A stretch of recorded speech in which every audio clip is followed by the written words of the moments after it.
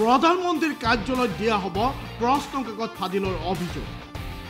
অসম চৰকাৰৰ বিৰুদ্ধে দিয়া হ'ব এই অভিযোগ। জাপে জাপে ফাইল সাজু কৰিছে অসম জাতীয় পৰিষদে। প্ৰশ্ন কাকত ফাদিলক লৈ অব্যাহত আছে প্ৰতিক্ৰিয়া।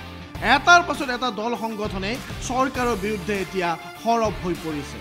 তেনে সময়তে প্ৰশ্ন কাকত ফাদিলৰ সমস্ত অভিযোগ আৰু পৰীক্ষা বাতিলৰ কাহিনীৰে এতিয়া প্ৰধানমন্ত্ৰীক অভিযোগ দিবলৈ ওলাইছে অসম জাতীয় পৰিষদে।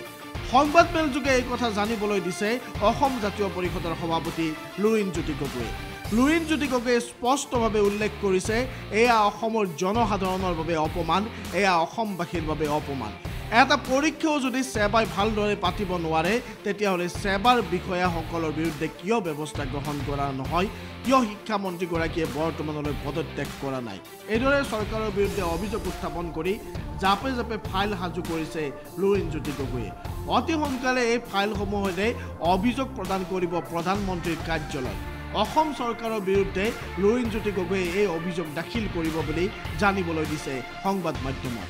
সেইকাৰণে ভাৰতবৰ্ষৰ প্ৰধানমন্ত্ৰীলৈ আমি এখন পত্ৰ দিব খুজিছোঁ। পত্ৰত আমি ক'ব খুজিছোঁ যে আমি আশ্বস্ত নহয় মুখ্যমন্ত্ৰীৰ ভূমিকাক লৈ। মুখ্যমন্ত্ৰীয়ে জাতিটোৰ অসমৰ মানুহৰ ছাত্ৰ ছাত্ৰীসকলৰ শৈক্ষিক ভৱিষ্যত সুৰক্ষিত কৰিবৰ কাৰণে কোনো ধৰণৰ কাৰ্যকৰী ব্যৱস্থা গ্ৰহণ কৰা নাই, শক্তিশালী ব্যৱস্থা গ্ৰহণ কৰা নাই।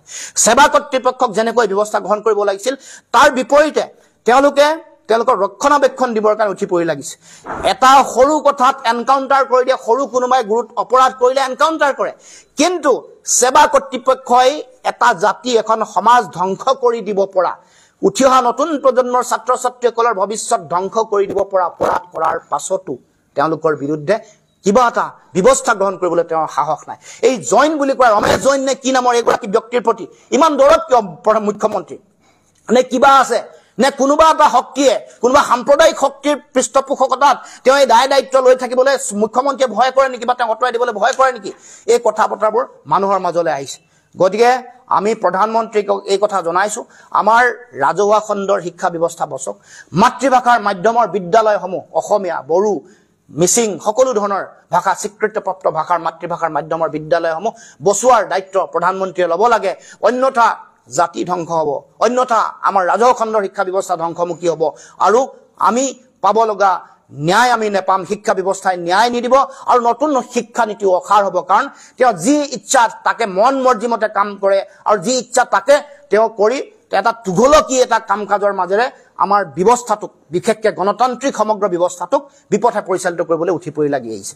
গতিকে আমি এই বাৰ্তাই দিব খুজিছোঁ, আৰু প্ৰধানমন্ত্ৰীয়ে যাতে এই ক্ষেত্ৰত তেওঁ যাতে ব্যৱস্থা গ্ৰহণ কৰে, তেওঁ যাতে ইণ্টাৰভেন কৰে, অন্ততঃ ছাত্ৰ ছাত্ৰীসকলক ন্যায়, তেওঁলোকে যাতে মানসিক হাৰাশাস্তি। আজি কিছুমান অভিভাৱকে তেওঁলোকে সংবাদ মাধ্যমৰ আগত কৈছে যে ৰাতি ৰাতি আমিহে টোপনি ক্ষতি কৰিছোঁ, আমাৰ ছাত্ৰ ছাত্ৰীসকলৰ কাৰণে আমি দিন ৰাতি একাকাৰ কৰিছোঁ। মুখ্যমন্ত্ৰীয়ে এই কথা উপলব্ধি কৰিব পৰা নাই। ছাত্ৰ ছাত্ৰীসকলৰ, তেওঁলোকৰ অভিভাৱক ভাৱিকা, তেওঁলোকৰ ঘৰৰ পৰিয়ালৰ মানুহৰ ত্যাগ আৰু তেওঁলোকৰ ভৱিষ্যতৰ, সোণালী ভৱিষ্যতৰ সপোনক লৈ কৰি থকা কাম কাজৰ কথা চৰকাৰে উপলব্ধি কৰিব পৰা নাই, আৰু সেইকাৰণে তেওঁলোকে আজি কোনো ধৰণৰ কঠোৰ ব্যৱস্থা গ্ৰহণ কৰা নাই। কেৱল মাত্ৰ ক্ষমা খুজিয়ে দায়িত্ব সামৰিছে, ক্ষিপ্ৰতাৰে গোটেই ব্যৱস্থাটো ঠিক ঠাক কৰিবৰ কাৰণে। কাৰণ কেমেষ্ট্ৰি, ৰসায়ন বিজ্ঞানৰ প্ৰশ্ন কাকতখন অহাৰ পাছতেই আচলতে সক্ৰিয় আৰু শক্তিশালী ভূমিকা তেওঁলোকে ল'ব লাগিছিল। প্ৰধানমন্ত্ৰীক অভিযোগ দিবলৈ সাজু বিজেপিৰ এটা বিশেষ পক্ষ। অকল লুৰিণজ্যোতি গগৈয়ে নহয়, বিজেপিৰ এটা বিশেষ পক্ষ এতিয়া সাজু হৈছে ৰাজ্য চৰকাৰৰ বিৰুদ্ধে অভিযোগ প্ৰদান কৰাৰ বাবে। বিজেপিৰ এক বিশেষ সূত্ৰৰ পৰা পোৱা খবৰ অনুসৰি বিজেপিৰ একাংশ নেতাই এতিয়া প্ৰধানমন্ত্ৰী কাৰ্যালয়ত ৰাজ্য চৰকাৰৰ কৰ্মৰ নমুনাৰ অভিযোগ দাখিল কৰিবলৈ সাজু হৈছে। তেওঁলোকে ইতিমধ্যে প্ৰস্তুতি চলাইছে পৰীক্ষাৰ প্ৰশ্ন কাকত ফাদিল সম্পৰ্কীয় অভিযোগ প্ৰধানমন্ত্ৰীৰ কাৰ্যালয়ত দিবলৈ। অতি সোনকালে প্ৰধানমন্ত্ৰীৰ কাৰ্যালয়ত প্ৰদান কৰা হ'ব এই অভিযোগ। সেই কথা জানিবলৈ দিছে বিজেপিৰ এক বিশেষ সূত্ৰই। বিজেপিৰ ভিতৰ চলাত বৰ্তমানৰ চৰকাৰ বিৰোধী বহু ব্যক্তি আছে। সেইসকল ব্যক্তিয়েও বৰ্তমান সময়ৰ শিক্ষা বিভাগ আৰু অসম চৰকাৰৰ অকৰ্মণ্যতাৰ অভিযোগ প্ৰদান কৰিব প্ৰধানমন্ত্ৰীৰ কাৰ্যালয়ত।